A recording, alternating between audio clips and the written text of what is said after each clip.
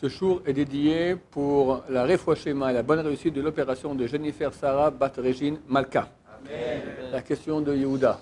Alors, est-ce qu'un homme qui ne fait pas la Torah, qui ne fait pas la mitzvot, il est forcément... Oui.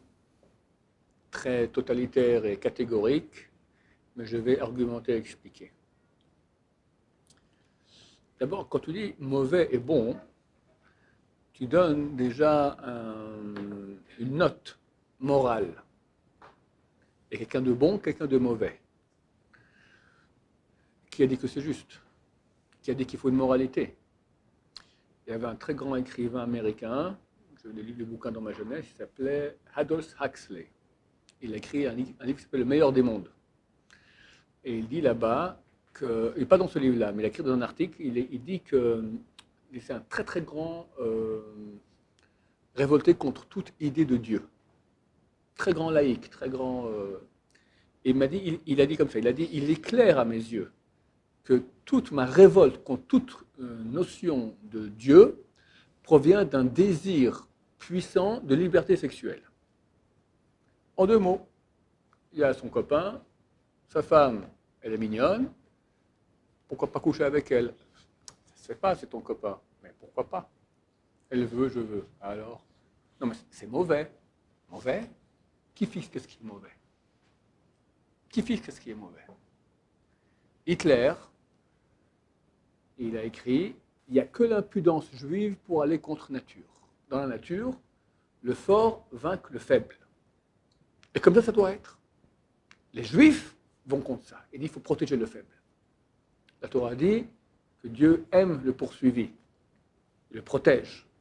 Au temple, on ne sacrifiait aucun animal poursuiveur. Que des animaux qui étaient poursuivis. Dieu les considère comme saints, purs. Hitler dit qu'il faut les éliminer. C'est des parasites, c'est les faibles. Les faibles, ils n'ont rien à faire ici. Il faut rien que des gens forts. Alors, lui, il a une morale, mais une morale à l'envers, par rapport à la nôtre. Donc, quelqu'un maintenant qui n'a pas de Torah, quelle morale il a? Alors, ou il n'a pas de morale, comme Aldous Huxley. Il faut comprendre que cette façon de dire qu'il n'y a pas de morale, c'est ce qui sous-tend tout le mouvement pseudo-scientifique de l'évolution. L'évolution, c'est une théorie qui a un succès énorme alors qu'elle est absolument improuvable. Dans les universités, dans les facs, on enseigne cela, tout ça, il n'y a pas de preuve, il n'y a aucune preuve. C'est une théorie qui n'a jamais été prouvée. Au contraire, il y a des centaines de preuves contre. Mais elle tient la route très très fort. Pourquoi? Elle dit un truc génial. Moi, je suis le résultat d'un accident. Il y a quelques milliards d'années, deux protozoaires se sont, même les protozoaires, deux molécules se sont rencontrées, ils ont fait un monocellulaire, puis après ça fait un protozoaire, et machin, tataka, à la fin, ça fait un dauphin, après le dauphin est devenu perroquet, le perroquet est devenu singe, enfin, je vous fais un peu plus sympa. D'accord, le singe est devenu Homo sapiens, et hop, et voilà, et je suis là. Donc, je suis un singe amélioré. Qu'est-ce que tu me demandes? J'ai des pulsions. J'aime voler, je peux m'énerver, j'aime les femmes, j'aime manger, j'aime dormir. C'est moi. Et regarde, je suis quand même plus performant que le singe. Donc dis merci. Ça veut dire que je suis un descendant du singe, c'est une autorisation de dire il n'y a pas de morale. Si oui, il faut une morale, c'est pour qu'en société, on vive normalement. Si quand je vais dans la rue maintenant, tout le monde, le plus fort, il flingue l'autre, ça devient un peu embêtant. Alors on met des lois, il ne faut pas flinguer, il ne faut pas tuer. C'est que les chefs d'État qui peuvent tuer. D'accord? Eux, ils tuent comme ils veulent, il n'y a aucun problème. Raison d'État. Mais dans la rue, ça ne se fait pas. Donc, éduquer, ce sont des lois sociales pour bien-être de la société, mais aucune vérité là-dedans. En soi, il n'y a rien de mal à voler. En soi, il n'y a rien de mal à voler. Donc, chaque fois qu'on ne te fait pas attraper, vole, magouille. C'est le monde aujourd'hui. Il y a magouille partout. Et ce mouvement a beaucoup, beaucoup de succès, parce que justement, tu es le fruit d'un accident. Tu n'as rien. Il n'y a pas de morale. Pourquoi je suis arrivé là-dessus? Donc ça, c'est une grande partie du monde. Maintenant, ceux qui vont dire oui, une morale. Qui a défini qu'il faut une morale? Pourquoi? Pourquoi ça c'est bien, ça c'est mal? Hitler dira il faut éliminer le faible, la Torah dit il faut garder le faible. Qui a raison? D'accord? Dans le monde occidental, il y a une loi morale, le droit d'expression. Quelqu'un a fait une chose qui est mauvaise, on a le droit de le critiquer en public. sur Facebook. Le type, il va se suicider peut-être à cause de ça. Mais on le tombe dessus, tant que c'est vrai. Si c'est faux, diffamation, c'est interdit. Mais quand c'est vrai, c'est permis. Mitzvah, tous les médias sont basés là-dessus. La Torah interdit. Si c'est faux, c'est très grave, aussi chez moi. Mais même quand c'est vrai, c'est complètement interdit. La shonara. Alors qui a raison? Permis ou interdit de dire une chose mauvaise sur quelqu'un si c'est vrai? Nous, on l'interdit complètement. À moins, il y a des conditions, avec cette condition, si c'est fait avec, pour utilité, etc., etc., etc. Le prêt avec intérêt. Quelqu'un me demande, tu peux me prêter 10 000 euros? Ok, combien de temps? 2 ans. Bon, allez. Mais pendant ces 2 ans, j'aurais pu faire du business avec. J'aurais pu facilement faire de 10 000, 20 000. Bon, je vais être sympa, je te prête 10 000, tu me rends 12 000. C'est logique? Tout à fait. Je suis d'accord. Tu as raison. La Torah interdit très, très, très gravement. Qui fait ça, il ne se lève pas très métrim. Résurrection des morts. Mais c'est logique. Ce que je ne comprends pas, je suis pas. Si j'étais une société philanthropique qui aide les gens gratuitement, je veux bien. Mais c'est de l'argent que je peux faire maintenant, je peux gagner ma vie avec, je peux faire du business, gagner. Je te les prête. Alors, donne-moi un petit quelque chose en retour. Il n'y a rien de plus normal du point de vue logique, notre logique humaine. La Torah dit interdit. Pourquoi? Tout provient de Dieu. Tout ce que tu reçois de Dieu maintenant. Tu as de l'argent, ce n'est pas parce que tu as prêté à quelqu'un. Chazal disent que les intérêts, c'est comme une morsure de serpent. Si quelqu'un a voulu voir une morsure du serpent, c'est un petit point de rien du tout, ou 2. C'est le moyen de savoir que c'est pas une épine, c'est un serpent, c'est 2 à la fois, comme ça, d'accord? Tic, 2. Tu sens rien, et au bout d'une heure, le type il est mort. Ça monte, ça monte, ça monte, ça gonfle, ça gonfle, ça gonfle, blablabla, terminé. Ça, c'est les intérêts. On te prend, je sais pas moi, 3% par mois, 3%, 3%, 3%, et le type ne peut pas s'en sortir. Ici en Israël, c'est une calamité. Les gens, ils achètent un appartement, on leur donne une mashkanta, d'accord? C'est un prêt d'intérêt. Mais pendant 30-40 ans, ils sont esclaves de ce prêt et ils payent des fortunes en plus. Normalement, ça devrait être interdit. Alors, il y a une combine pour contourner ça, on appelle le heteriska, mais c'est dans l'esprit, c'est quelque chose de très très mauvais. Mais la banque peut dire, écoute, moi je ne prête pas gratuitement, je prête, c'est normal que je reçoive de l'argent. Oui.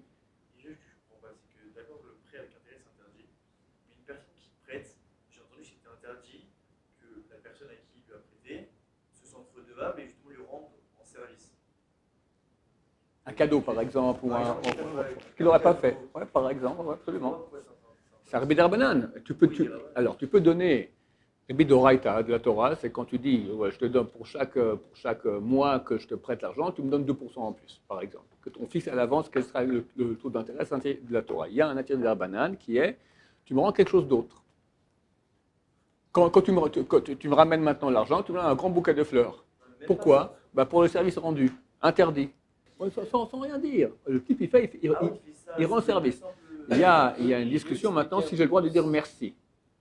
Il y a des certains postes qui vont le dire, tu as même le droit de dire merci là-dessus. Moshe Rabbeinu a dit non, merci, c'est rien. Par contre, les gens qui sont dans la classe, ils disaient Tiskal Mitzvot, j'ai une bénédiction. Il dit ça, je ne sais pas si c'est permis. Parce que la bénédiction, ça c'est une valeur, merci, c'est rien. J'exprime ma reconnaissance. Quand tu fais une bénédiction, tu lui donnes quelque chose. C'est un point, une bénédiction, d'accord? Donc maintenant, il t'a donné 1000, il te rend 1000 plus une bénédiction. Donc tu as gagné là-dedans. Non, mais il dit une réalité, genre. C'est vrai, alors le minhag, la coutume, elle est d'autoriser ce genre de choses-là parce que c'est de la politesse. Mais maintenant, tu lui rends un service, une seconde, tu lui rends un service maintenant que tu n'aurais pas rendu. Et maintenant qu'il t'a prêté, tu lui le rends. Ça s'appelle un ribit des Rabbanan. Le heteriska en 2 mots, qu'est-ce que c'est? C'est que moi, je suis la banque. Je te prête maintenant 10 000 euros. Je te dis que tu me rends maintenant 12 000. Pourquoi? Ce n'est pas un prêt. J'investis dans tes affaires. Tu vas faire du business avec ça, n'est-ce pas? Moi, je suis associé à toi dans tes affaires. Comment moi, je peux pas faire ça? Fais-le. C'est pas un rébit. Hein? Je peux transformer le rébit en pas rébit. Voilà. Alors, il y a quelques conditions à ça. D'abord, que si tu as perdu dans tes affaires, tu ne rends pas. C'est que tu as gagné. Et on doit être dans les bénéfices.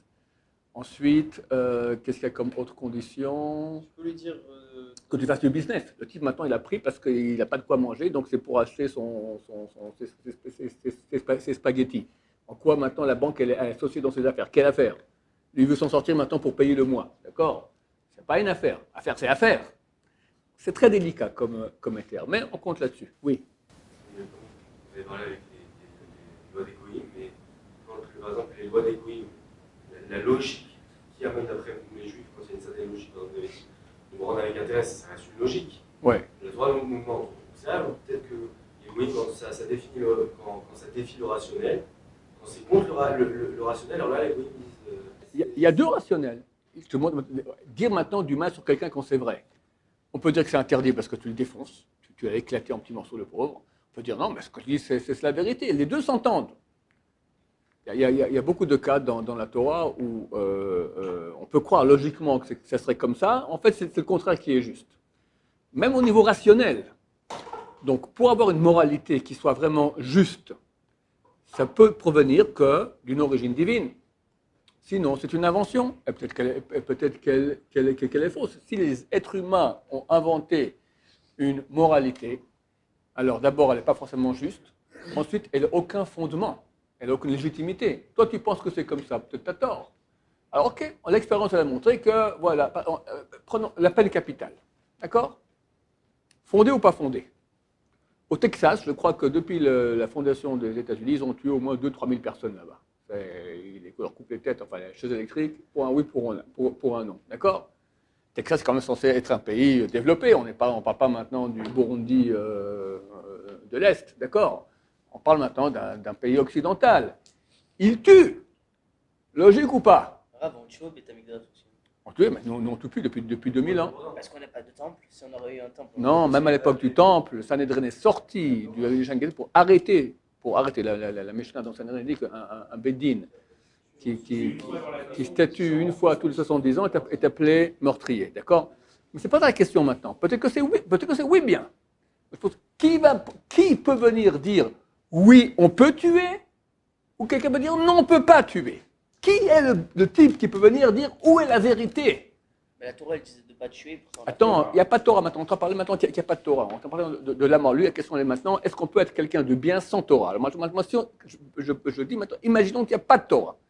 Qui est celui-là qui peut me dire maintenant si on doit tuer ou pas ? Si tu ne tues pas quand tu dois tuer, tu es mauvais, tu as laissé maintenant un type en vie. En train peut-être de faire des trucs... hein ?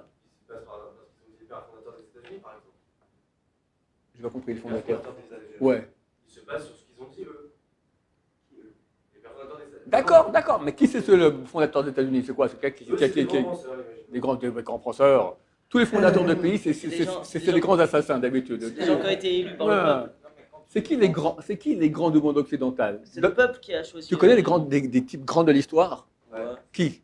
Socrate. Hein ? Franchement, chapeau. Qui encore ? Hein ? Un grand écrivain. Qui sont les grandes figures de l'histoire ? Émile Zola, tu rigoles. Einstein. Platon.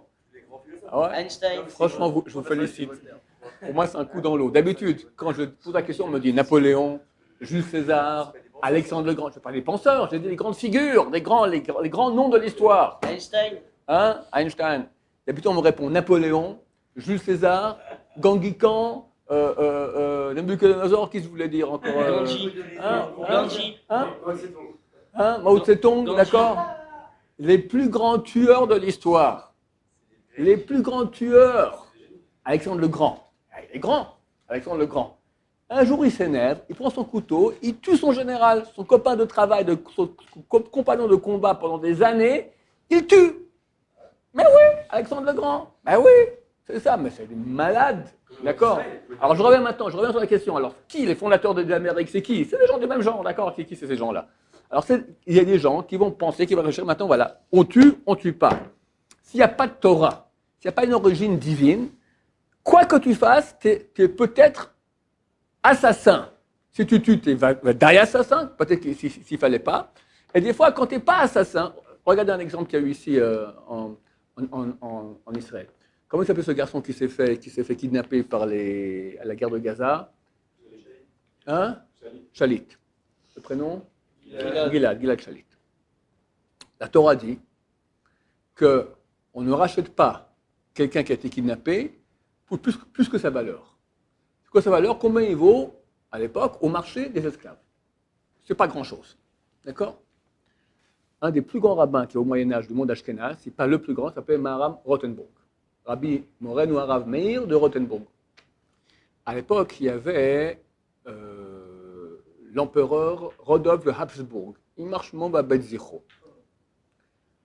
Ce Maharam Rothenburg, il avait un élève qui s'appelle le Roche, qui est le plus grand possèque ashkénaze. D'accord. Maharam Rothenburg a été kidnappé par Rodolphe de Habsbourg contre une grande rançon de la part il a besoin d'argent, sauf que les Juifs ont de l'argent, on va prendre le grand rabbin, on demande de l'argent. Les Juifs ont réuni cette somme d'argent. Rothenburg a refusé. Il dit non, la Mishnah dit qu'on ne paye pas plus que la valeur et ce qu'il demande comme argent, ça coûte beaucoup plus. Et il ne s'est pas fait libérer. Et il est mort en prison. Et ça a pris des années que les Juifs ont donné une somme énorme pour qu'il accepte de donner les os pour qu'on puisse enterrer dans un cimetière juif. Son élève, le Roche, il a fui l'Allemagne, il est passé par Montpellier, il a rencontré là-bas le rabbin de Montpellier, on l'appelle dans Rabbeinu Shlomo Minaha, Rabbi Salomon de la montagne, du mont, d'accord, c'est Montpellier, et il est arrivé en Espagne. Et là-bas, il a eu son fils, donc Rabbi Yaakov Balatourim, celui qui connaît le Tour, d'accord, tout le Shulchan Aruch est basé sur le Tour, c'est le fils du Roche. Ils étaient en Espagne. C'est pour ça que les Marocains, ils ont beaucoup de coutumes ashkénazes. Pourquoi? Parce qu'au lieu de poser leurs questions au grand rabbin Sfarad qui habitait en Babylonie, depuis le Maroc en Babylonie, c'est juste un grand voyage, ils allaient en Espagne, Gibraltar, le détroit du Gibraltar, et hop, ils avaient les réponses. Et vu que les rabbins espagnols étaient très très influencés par le Roche et le Tour qui étaient les piliers de la halakha ashkénaze, donc ils ont beaucoup de coutumes ashkénazes. Quoi qu'il en soit, donc c'est un cas des grands de Torah qui ont agi d'après ce que dit la Torah. Ici en Israël, ils n'ont pas voulu agir comme ça. Ils ont, pour finir, les Arabes ont demandé, les terroristes arabes qui ont kidnappé Gilad Shalit ont demandé de libérer 400 terroristes. 400 terroristes qui ont été libérés. Combien il y a eu de morts par ces 400 terroristes? Des dizaines. Ces terroristes sont repartis, on fait des attentats, des dizaines de morts. Ça, c'est un esprit crétin. D'accord? Mais c'est vrai que c'est très dur de dire à quelqu'un que tu te fais kidnapper, tant pis pour toi. On paye 1000 balles, pas plus. D'accord? Allez, 100 000 balles. D'accord? 1 million de shekels, c'est tout. Qui a le courage de faire ça? Et puis les médias, ils agissent. C'est qui les médias? C'est des bandes de nuls, d'accord? Ça parle de la shonara, c'est tout. La Torah, elle dit non. Elle a raison. Parce que toi, maintenant, tu regardes à court terme, bon, on a pitié de lui pour le garçon, etc. C'est vrai que c'est très dur. Si quelqu'un, moi à l'époque, s'il avait dit ça, il ne faut pas le libérer, je me fais des tomates, d'accord, à la caméra, on me fait des tomates sur la tête, ça ne se fait pas. Tout le monde, on va le libérer, bien sûr, on a pitié de lui. Le cœur, la Torah dit, mais t'as pas pitié. C'est marqué. Celui qui est miséricordieux quand il doit être cruel, à la fin, il sera cruel. C'est un petit bébé tout mignon, heureux, il fait comme ça tout mignon. Comment il s'appelle? Adolphe. Oh, le petit Adolphe, comme il est gentil. Il faut l'étrangler. Quoi? Il faut l'étrangler. La Gemara dit ça? Non, quelqu'un qui vient me dire, il faut étrangle. Un roi, un avis vient me dire, étrangle. Bon, d'accord. Qui peut faire ça? C'est une cruauté. C'est une cruauté terrible. Shaoul Amelech, qui était un tzaddik parfait, le premier roi d'Israël, il n'avait aucun péché. Il est parti en guerre. Il tue tout Amalek, il a pitié du roi. Il le laisse une nuit, Agag qui s'appelait. Il a fait un truc de magie, il a couché avec un de ses moutons, ça fait à la place d'une femme, il a fait un truc de magie, pour finir, il a eu une descendance. Le lendemain, Dieu vient à Shmuel Hanavi, lui dit, je suis dégoûté par Shaoul, voilà ce qu'il a fait. Et toute la nuit, il pleure, Shmuel, il prie. Trop tard. Et bien le lendemain, il crie sur Shaoul, pourquoi tu as fait ça, il faut écouter Dieu. Dieu va t'a renié, tu ne seras plus le roi, quelqu'un de meilleur que toi prendra la royauté. Et il vient vers Agag et lui coupe la tête. Mais c'est trop tard. Il y a une descendance. Qui est né descendant de Agag? Haman Agagi, en un jour, tué tous les Juifs. Et qui est descendant de Haman aujourd'hui? Non, les Perses. Khomeini, c'est tous les Perses, d'accord. Et Hitler aussi peut-être, d'accord. Il a eu pitié. Quand? Qui peut me dire maintenant quand il faut ou quand il ne faut pas? Quand il faut tuer quelqu'un, ça s'appelle être miséricordieux. Quand il ne faut pas tuer quelqu'un, tu le tues, c'est assassin. Qui peut dire? Qui veut prendre la responsabilité? On ne sait pas. Donc forcément, quelqu'un qui n'est pas Torah, il se plante, même s'il est gentil, il veut faire le bien, mais il n'a pas les moyens. Maintenant, ça, c'est les gentils. Qui est gentil aujourd'hui? Tu connais les gentils? Aujourd'hui, on t'apprend que. Aujourd'hui, tout le monde a ces appareils-là. Qu'est-ce qu'on t'apprend? Ils ont des films. Sexe, violence, magouille, magouille. Un temps, quand j'étais jeune au collège, on a montré un film américain des années 45, 50, quelque chose comme ça. Il y avait une histoire, je ne me souviens plus très bien, et le type, il avait magouillé, il a pris de l'argent, tout ça, mais c'était contre l'État. Puis à la fin, c'était insupportable, et il rend à l'État. Comment rouler l'État? D'accord? L'héros, il va et il montre qu'il est un héros qui ne roule pas et restitue à l'État ce qui appartient à l'État. Ça, c'était en 1950. Aujourd'hui, tu fais un film pareil, mais tu te fais huer, d'accord? Après, j'ai vu d'autres, il y avait d'autres films, le plus grand casse du siècle, comment mieux voler, comment mieux la combine, le machin, le truc, super intelligent, il a eu tout le monde, d'accord? On te vend ça, on te vend ça. Donc les gens bons aujourd'hui sans Torah, allez, va que tout le monde a Torah et qu'il y ait des gens bons, d'accord? Combien on doit se battre pour que les gens soient honnêtes et droits. En tout cas, une chose est claire, sans que tu aies une source divine de la morale, il n'y a aucun fondement à la morale, et forcément elle sera fausse. Maintenant, le problème c'est qu'on n'est pas les seuls à dire Dieu nous a donné la moralité. Tu as beaucoup de peuples qui disent Dieu m'a donné la moralité, d'accord? C'est ma justice et celle de Dieu. Là, il faut dire ce qu'on dit dans les cours, notamment je fais ça dans le cours à preuve irréfutable, on n'est pas des croyants. Les religions sont tous basées sur des gens qui sont des croyants. Le croyant, par définition, il se trompe, parce qu'il croit. Et qu'il dit qu'il a raison, je crois. Ça se soigne. Dans la Torah, jamais c'est marqué tu croiras. Il n'y a pas de mitzvah pareil. La mitzvah de savoir. Première mitzvah dont on fait le décompte, si le Maïmonide fait le décompte des 113 mitzvahs, première mitzvah, savoir, qui est là-bas une source première, qui est à l'origine de tout, etc. Savoir, pas croire. Comment on sait? Il y a des preuves. S'il y a des preuves, alors on sait qu'on a la morale qui est juste. Et on peut être bon vraiment. Oui. Pourquoi on a fait les 7 lois? Pourquoi il y a les 7 lois de Noir? Dieu s'adresse à l'humanité entière. Oui, mais si un non-juif il n'est pas prêt à se convertir, à faire la Torah, alors pourquoi il serait prêt à faire les 7 lois? Qu'est-ce que ça l'importe? Se convertir, c'est rentrer dans une unité spéciale de combat, comme à l'armée. Tu as les commandos et tu as les soldats normaux. Un commando, on lui demande des tas de trucs, ça traite. Il ne peut pas à l'étranger, il ne peut pas attendre qui il veut, il va faire 5 ans d'armée, c'est beaucoup plus difficile. Tu veux rentrer, tu peux rentrer. Chaque non-juif qui veut devenir juif, il peut rentrer. Chaque non-juif qui veut devenir juif, il peut rentrer. Mais quelqu'un qui est non-juif, il n'est pas obligé de rentrer là-dedans. Pas tout le monde est fait pour rentrer dans cette unité, c'est une unité spéciale. D'accord? Il veut rester non-juif, alors il a droit à Olam Haba, il a droit à la proximité de Dieu en pratiquant le Fetouan Noachid. Pourquoi il ferait pas la Torah? Si maintenant il va faire les 7 lois, c'est qu'il sait qu'en vérité c'est nous qu'on a raison. Oui. Si c'est c'est nous qu'on a raison, il va pas être bête, il va pas dire je vais Attends, mais à 7 lois. quand on a raison, c'est que la Torah qui a été donnée par la Torah, elle est vraie. En deux mots. Il croit que la Torah est vraie maintenant. La Torah, il s'appelle Gaston, d'accord? Gaston Martin. Gaston Martin, maintenant, il dit, moi, je sais que le Dieu d'Israël a raison, la Torah est vraie. Qu'est-ce que Dieu me demande? Dieu te demande de faire les Fetouan Noachid. Si je veux faire plus, tu peux faire plus. Je veux être juif. Tu peux. Je veux pas être juif. Tu peux aussi. On ne peut pas obliger tout le monde à être juif. Être juif, c'est rentrer dans une... Quelqu'un veut se convertir, on lui dit, attention mon cher ami, avant de te convertir, tu as une relation avec une femme qui a sa menstruation, c'est permis. Une fois que tu es juif, c'est carrette. Carrette. Shabbat. Tu veux maintenant fumer une cigarette, tu as le droit. Tu deviens juif, carrette. Attention, tu joues avec le feu. Pourquoi rentrer là-dedans? Pourquoi rentrer dans cette galère? En tant que non-juif, il a son lama. Très bien. Alors c'est vrai qu'il ne sera pas dans l'unité d'élite, mais pas tout le monde veut être dans l'unité d'élite. Demande aux gens dans la Russie, en Israël, tu veux être dans les commandos? Il y en a oui, mais il y en a non, surtout pas. Moi, je veux mon armée pépère. Tu vas à l'armée? Tu vas aller dans les commandos? Je sais pas. Tu sais pas. Pourquoi pas? Je sais pas vu c'est quoi. C'est très dur. Mais t'es quelqu'un. Alors? J'ai pas vu. C'est très dur. Ça veut rien dire c'est très dur. On dort très peu. Waouh. Et on court toute la journée. La yeshiva. Hein? On dort beaucoup moins qu'à la yeshiva.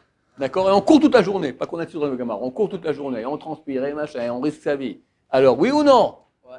Pourquoi? Parce que c'est du sport. Ah, voilà. Tu sports, t'es quelqu'un. C'est honorifique. Voilà. T'as un autre, il dit, ah, laisse-moi tranquille. Moi, je veux être cuistot, là. Au moins, je suis proche de la bouffe. Je peux manger quand je veux. Voilà. Il y a comme si, on ne peut pas dire, tout le monde rentre dans les commandos. Ça dépend qui, ça dépend quoi. Idem. Bien qu'on sait que toute l'armée, elle est vraie. On sait que toute la Torah, elle est vraie. C'est pas parce qu'on sait que c'est vrai qu'on va être forcément juif. Tu as beaucoup, Baruch Hashem aujourd'hui, de non-juifs qui sont adorateurs du Dieu d'Israël, qui pratiquent les 7 lois noachides. Baruch Adonai, l'olam amen va amen.